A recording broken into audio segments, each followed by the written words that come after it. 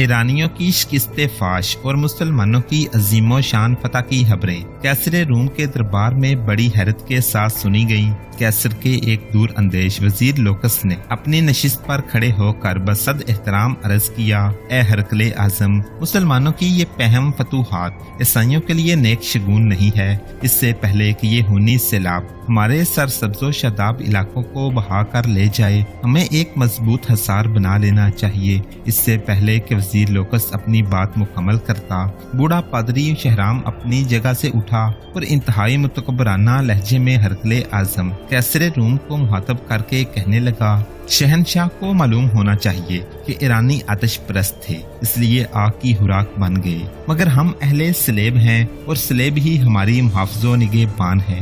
شہرام کے بعد دوسرے پادریوں نے بھی دربار میں پرجوش تقریریں کیں۔ آسمانی باب اپنے مقدس بیٹے کے صدقے میں مسیحیوں پر بھی آفات و مصائب نازل نہیں کرے گا۔ کیسر روم مکمل طور پر پادریوں کے زیر اثر تھا، اس لیے اس نے اپنے سیاسی مشیر لوکس کی باتوں پر کوئی دھیان نہیں دیا۔ چند سال پہلے بھی انہی پادریوں نے اس وقت ہنگامہ آرائی کی تھی جب کیسر کو سرکار دو عالم صلی اللہ علیہ وسلم کا نامہ مقدس موصول ہوا تھا، جس میں پیغمبر اسلام صلی اللہ علیہ وسلم نے اسے دین حق قبول کرنے کی دعوت دی تھی۔ کیسر روم سرور کونین صلی اللہ علیہ وسلم کی دعوت سے متاثر ہو چکا تھا، مگر جب اس نے پادریوں کی جماعت کو غضبناک حالت میں دیکھا تو اسلامی وفد کو اپنے دربار سے اٹھا دیا۔ اللہ کے آخری رسول صلی اللہ علیہ وسلم کو دنیا سے رخصت ہوئے صرف 4 سال کا مختصر ترین عرصہ ہوا تھا۔ دنیا کے بڑے بڑے کاہن، نجومی، سیاست اور جنگ کے ماہرین سوچ بھی نہیں سکتے تھے کہ پیغمبر اسلام صلی اللہ علیہ وسلم کے نام لیوا صحرا کے دامن سے نکل کر ایران جیسی عظیم طاقت کی بساط الٹ کر رکھ دیں گے۔ وہ ایرانی جو خود کو دنیا کی سب سے مہذب اور طاقتور قوم سمجھتے تھے، جب پہلی بار مسلمان سفیر حضرت عبداللہ بن حذیفہ حضور اکرم صلی اللہ علیہ وسلم کا نام مقدس لے کر ایرانی شہنشاہ حضرت پرویز کے دربار میں ایک خاص ادائے بے نیازی اور جلال ایمانی کے ساتھ داخل ہوئے تھے تو ایرانی شہنشاہ نے صحابی رسول صلی اللہ علیہ وسلم کو بڑی نفرت و حقارت کے ساتھ دیکھا تھا۔ پھر حضرت پرویز نے نامہ رسول صلی اللہ علیہ وسلم کو چاک کرتے ہوئے پوری عرب قوم کو انتہائی ذلت امیز لہجے میں مخاطب کرتے ہوئے کہا تھا، اے سوسمار، مطلب چھپکلی نما جانور کا گوشت کھانے والوں، اور اے اونٹ کا دودھ پینے والوں۔ پھر جب ناکام سفارت کے بعد حضرت عبداللہ بن حذیفہ نے رسول مآب صلی اللہ علیہ وسلم کی خدمت اقدس میں حاضر ہو کر نامہ مبارک سے چاک کرنے کا واقعہ سنایا تو سرور کونین صلی اللہ علیہ وسلم نے فرمایا، حضروں نے میرا ہاتھ چاک نہیں کیا،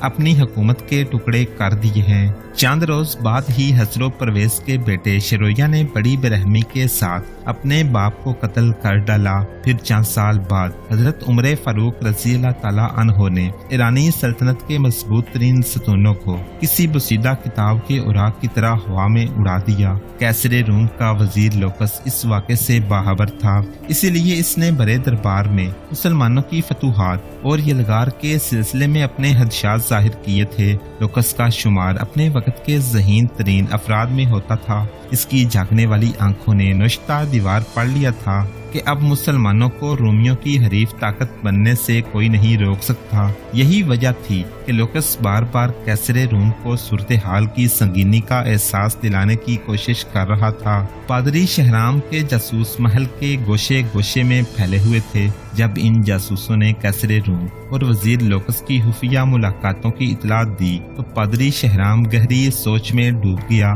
پھر اس نے وزیر لوکس کو سیاسی منظرنامے سے ہٹانے کی تدبیر سوچ لی۔ اس وقت روم عیش پرستیوں کا مرکز تھا۔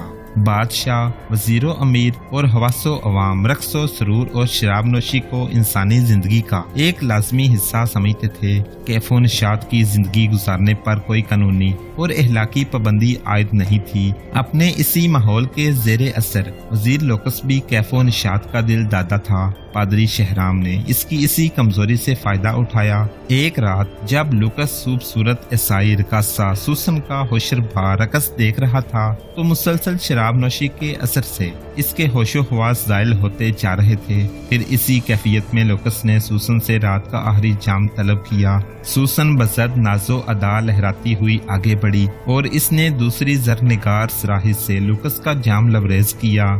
इसी सराही में पादरी शहराम के मंसूबे के मुताबिक एक खास जहर शामिल कर दिया गया था जिसे बड़े से बड़ा तबीब भी आसानी के साथ नहीं पहचान सकता था। शराब हलक से उतरते ही लूकस की हालत गैर होने लगी।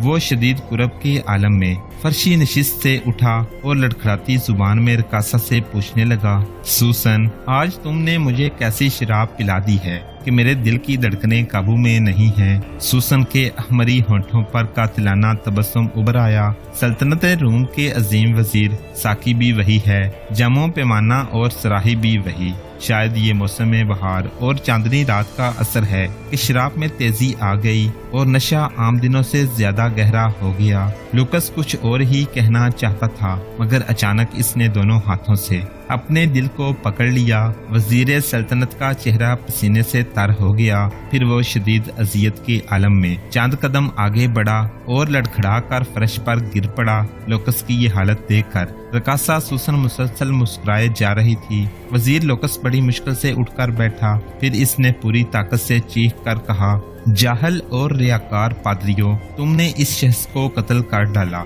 जो रूम का दिमाग था। अब तुम्हें खुदावंद के कहर से कोई नहीं बचा सकता। ये कहकर लूकस ने एक बार फिर खड़े होने की कोशिश की लेकिन वो अपने कदमों का तवाज़न बरकरार न रख सका और दोबारा ऊंधे मुंह कालीन पर गिर पड़ा। फिर चंद लम्हों बाद इसकी हरकतें कलब बंद हो गई। रकासा सूसन तेजी से झुकी। इसने कई बार लूकस को आवाजें दी मगर जब वजीर सल्तनत के जिस्म को हल्की सी जुम्बश भी नहीं हुई तो इसने किसी तबीब की तरह लूकस की कलाई पर अपना हाथ रख दिया। वजीर सल्तनत की नब्ज डूब चुकी थी। लूकस के इशरत कदे में रकासा सूसन का तेज कहका गूंजा मगर जब ये गूंज खत्म हुई तो इसके कानों में पादरी शहराम के इल्फाज की सदाए बाज़गश्त उभरने लगी। अगर तूने ईसाईयत के एक बड़े दुश्मन लूकस को मार डाला तो मुकद्दस बाप और बेटा तुझसे राजी हो जाएंगे, तेरे सारे गुनाह धो दिए जाएंगे और तू पारसा औरतों की तरह जन्नत में दाखिल हो जाएगी। फिर जब रकासा सूसन वजीर सल्तनत लूकस के कमरे से निकलकर महल की राहदारी से गुजर रही थी, इसके दिलो दिमाग पर सरशारी की अजीब सी कैफियत तारी थी। सूसन को यूं महसूस हो रहा था जैसे वो जन्नत की किसी वादी में महवे हराम हो। दूसरे दिन कैसरे रूम अपने मशीर हास की लाश पर उदास खड़ा था। शाही तबीब तमाम तर कोशिशों के बावजूद इस जहर की निशानदही न कर सके जिसे पादरी शहराम ने बड़ी जहानत के साथ लूकस के जिस्म में दाखिल कराया था।